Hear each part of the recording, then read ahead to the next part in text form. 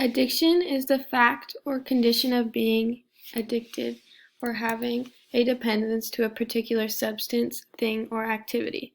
Little is known about the addictive potential for synthetic cathinones. However, there is an animal study done on rodents testing the effects of synthetic cathinones. They found that chronic use of this drug causes a craving and change in the pathways of our brain. Then, in another observational study of individuals who have abused cathinones, they concluded similar findings, that bath salts regard severe cravings.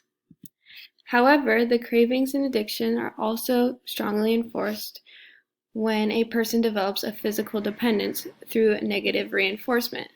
Negative reinforcement is a response or behavior that is strengthened by stopping, removing, or avoiding a negative outcome or adverse stimulus. So, when an individual gains independence on bath salts and stops taking the drug, they will experience withdrawal symptoms.